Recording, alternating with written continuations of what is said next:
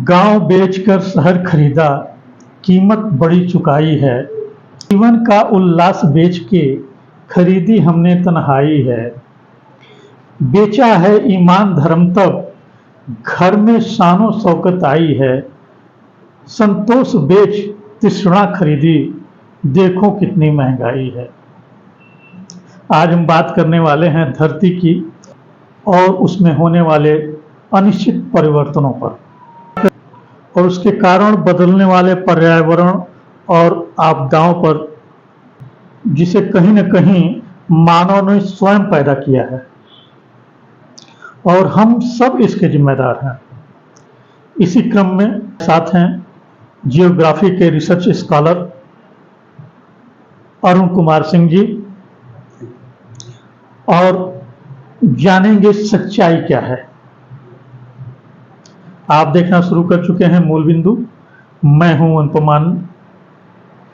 अगर आपको यह कार्यक्रम पसंद आता है तो आप कमेंट बॉक्स में जाकर अपनी राय दे सकते हैं, जिससे आगे के कार्यक्रमों में सुधार किया जा सके। हम आपका इस कार्यक्रम में हार्दिक स्वागत और अभिनंदन करते हैं। जहां तक मेरी जानकारी है, पृथ्वी की एक्सिस 23.5 डिग्री पर है और वो अपनी डिग्री से 0.06% खिसक गई है इस समय में। जाहिर है इसके कई कारण होंगे जी। वो कारण क्या है?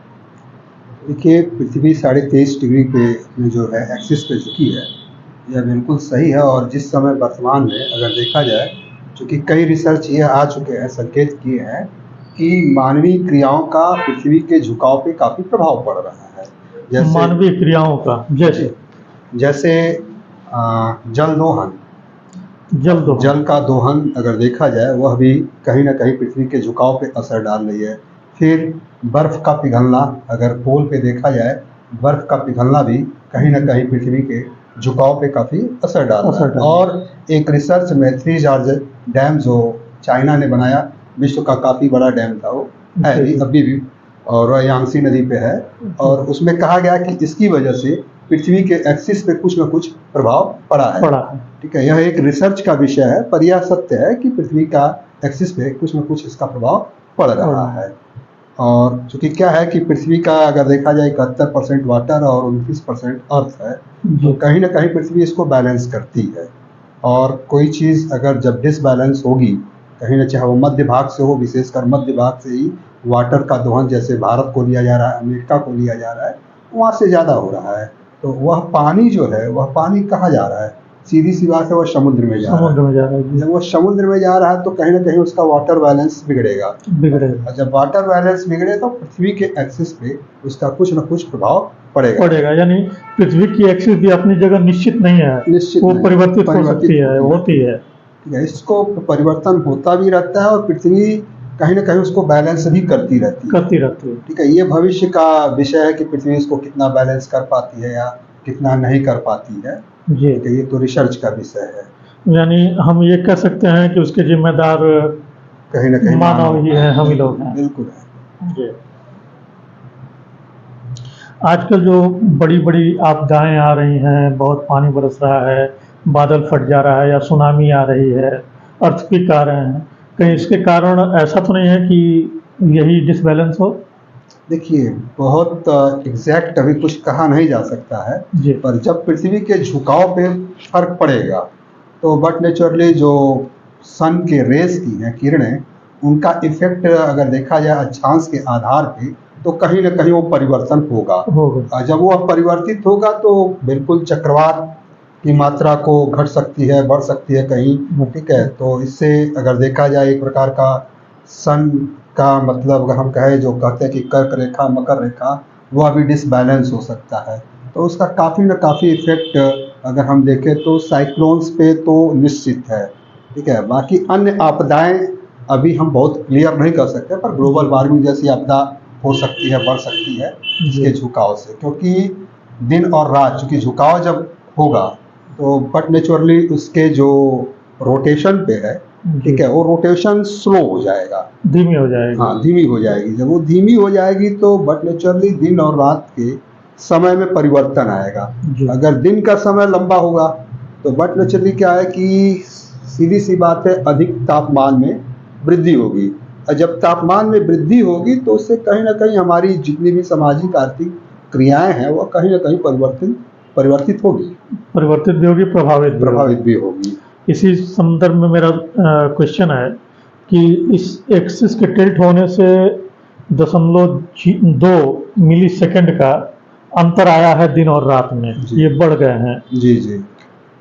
तो इसका क्या प्रभाव पड़ने वाला है? जैसा मैंने अभी बताया कि जब झुकाव अगर बढ़ेगा तो सीधी सी बात है पृथ्वी के रोटेशन में चूंकि वो कमी हो जाएगी। अब जो हम लोग 24 घंटा देख रहे हैं, जिसमें अगर एक अनुमान मानते हैं कि दिन का 12 घंटा दिन हुआ, 12 घंटा रात, तो अगर गति स्लो होगी तो सीधी सी बात है कि दिन और रात की अवधि में अगर दिन लंबा होगा, ठीक है, जब दिन लंबा होगा तो पृथ्वी को सूर्यास्त ज्यादा प्राप्त होगा। जब सूर्यास्त प्राप्त ज्यादा होगा तो सीधी सी बात है कि पृथ्वी के तापमान में कहीं ना कहीं वृद्धि होगी।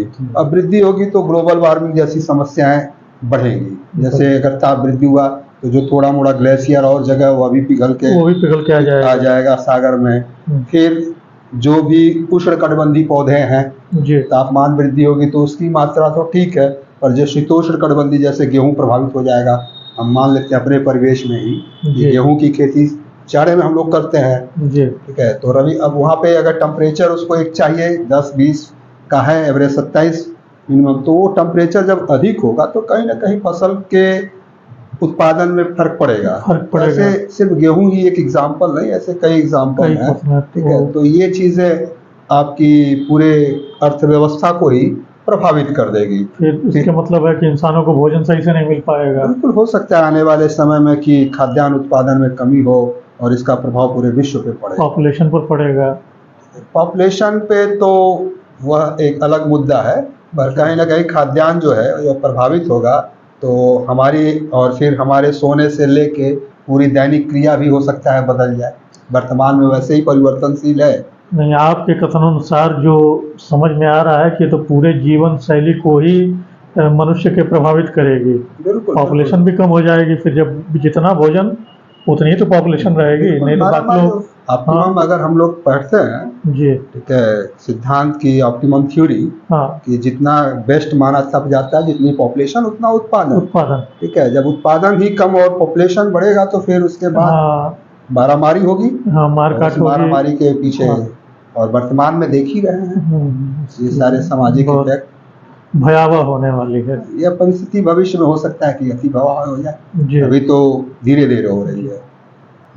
अच्छा, क्या ऐसे परिवर्तन जो चल रहे हैं वो आगे भी देखने को मिलेंगे? देखिए, ये चूंकि भविष्य के गर्त में छुपा है इस प्रश्न का उत्तर। चूंकि कहा जाता है कि प्रकृति में एक प्रोसेस होता है, होम्योस्टैटिक प्रोसेस जिसको कहा जाता है, कि प्रकृति जैसे नेचर क्या होती है कि अपनी खाना पूर्ति को स्वयं करती है। अगर उसने स्वयं कर लिया तो हो सकता है कि यह बैलेंस हो जाए, पर अगर यह स्वयं नहीं कर पाई तो फिर इसकी स्थिति भयानक होगी। जैसे कि अगर हम अभी बात करते थे कुछ दिन पहले कि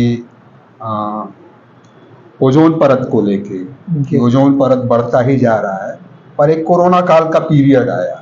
उस कोरोना काल के पीरियड में जो लॉकडाउन लगा और उस लॉकडाउन का इफेक्ट ये हुआ कि कहा गया कि वो ओजोन परत पूरी तरह से भर चुकी है, मतलब वो जो गैप है वह खत्म हो चुका है, ठीक है। फिर वर्तमान में हम उसी आर्थिक क्रिया की तरफ बढ़ते जा रहे हैं, तो फिर वह होगा कि ओजोन परत भी। तो यह भी प्रश्न आपका भविष्य में छुपा हुआ है, इसका आंसर कि क्या होगा।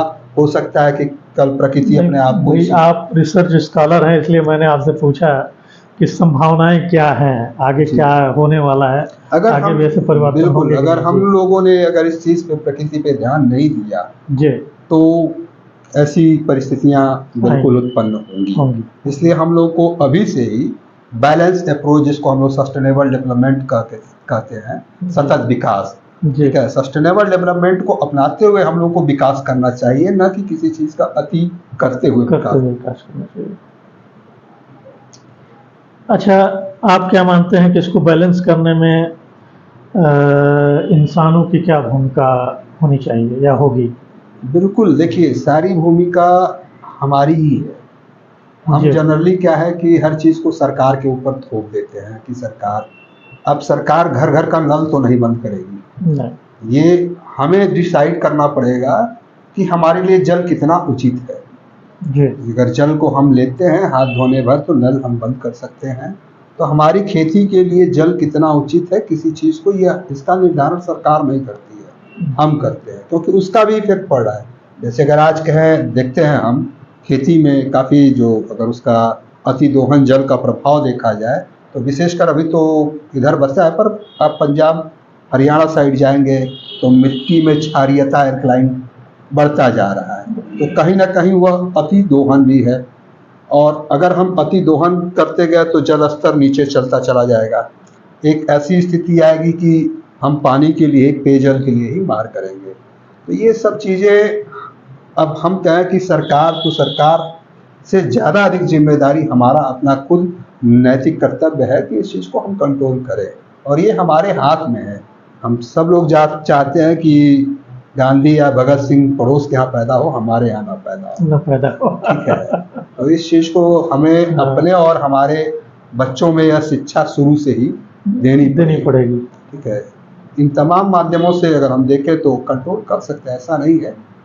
लेकिन उसके लिए इंसान को जागरूक होना पड़ेगा और स्वयं जिम्मेदारी उठानी पड़ेगी। बिल्कुल। अन्यथा अगर अपनी जिम्मेदारी हमने सरकार के ऊपर छोड़ दिया तब तो ये आज नहीं, हमारे बच्चों पे या हमारे आगे आने वाली पुश्तों पर, नस्लों पर ये इसका असर पड़ने वाला है। बिल्कुल प्रभाव पड़ेगा इसका।